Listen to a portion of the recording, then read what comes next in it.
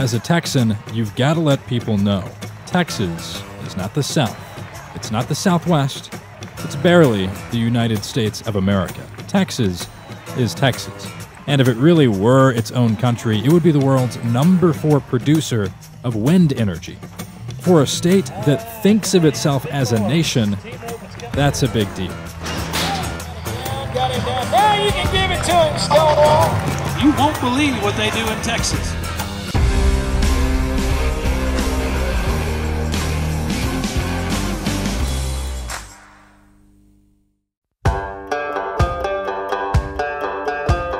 The small town of Sweetwater, Texas is known for two things: its annual rattlesnake roundup and having 4 of the 11 largest wind farms in the world. Now these turbines sit next to cotton and oil, bringing in steady revenue for the farmers who own this land. Cliff Etheridge is one of them, and he helped organize local landowners to make it all happen. This is the center of the wind energy industry in the United States. We have this wind corridor, comes off of this Chihuahua Desert from the south, comes right up the panhandle of Texas, right through here, right on up to Canada. All of those standard taxes that we have here, of course, have been increased tremendously. You can tell by 3 other schools that have new facilities. And it's because of the influence of the wind energy industry. So you've lived in this area all your life? All my life. Our school system is the gem of the community. Could you imagine something like that a couple decades ago? No, goodness, no. Our family owns, we have 8 or 9 farms right around here. So you can see we've got some windmills here on this land. Did you ever think you'd be a wind farmer? No, never crossed my mind. I mean, are the economics of having a wind turbine on your land similar at all to having an oil pump on your land? The wind is much more of a constant than the oil is. Having this steady income has put a few smiles on some farmers' faces, and or at least erased some frowns. Maybe it's done some of that. Our president is not a big fan of renewable energy, and I think eventually he'll realize the absolute necessity of building renewable energy across our country. The top states for wind energy all have a few things in common. They're in the wind belt, they're solidly conservative, and in the last election, they all voted for Donald Trump. But now, in a capital a long way from West Texas, Trump and his administration are steering the country back to an aging energy economy. American clean coal will power this future. A Trump administration plan by Energy Secretary Rick Perry would reward nuclear and coal-fired power plants for adding reliability to the nation's power grid. If the wind quits blowing, if the sun quits shining, I don't think any of you want to have to stand up in front of your constituents and explain to people why the decision had to be on turning our lights on or keeping our family warm.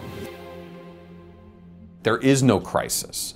There is no emergency. We're in the midst of an amazing revolution in terms of efficiency of new types of energy generation. The coal and nuclear industries are simply turning to politicians to try and stop this. As a nonpartisan expert, Tyson Slocum has explained energy policy to everyone from Stephen Colbert to the U.S. Congress. Now he says the Trump administration is tipping the scales for coal and nuclear energy. What the Department of Energy wants is to move about 100 power plants that are currently losing money in America's energy markets and to force consumers in these markets to pay a bailout to keep these uneconomic plants running. What we're seeing right now is the cheapest sources of new energy are renewables led by wind and solar and natural gas. Nuclear and coal no longer can produce electricity the cheapest. There is no reliability crisis. The only crisis here is for the pocketbooks of some big campaign contributors to the Trump administration and their cronies. Right at a time when the United States is on the cusp of being a renewable energy leader, The Trump administration is threatening to take that away. To make sense of all this, you've got to follow the money through Trump's cabinet. Executives at oil and gas companies have paid big money to groups and campaigns for Trump's head of the EPA, his Secretary of the Interior, and to Energy Secretary Rick Perry. And after running ExxonMobil for 11 years, Trump's Secretary of State got a huge retirement payout.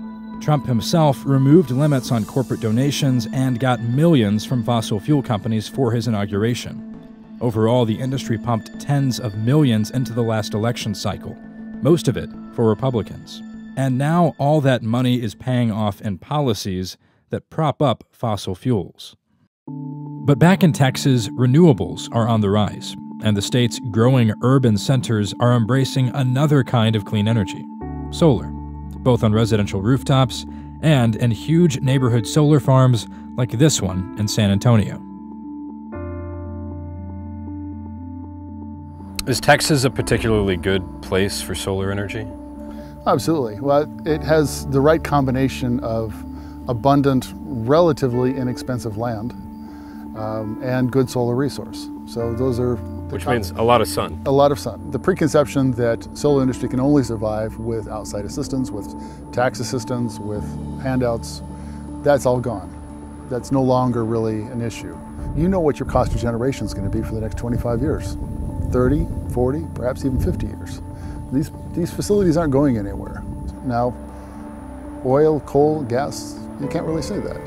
You know, Texas sends 34 representatives to Congress, and a lot of them do have very deep ties with the oil and gas industries. Right. Does that have an impact on renewable energy industries in Texas? I'm sure it does. I mean, I couldn't quantify that, but I mean, hopefully they have the same view we do, which is at the end of the day, they should be relatively agnostic.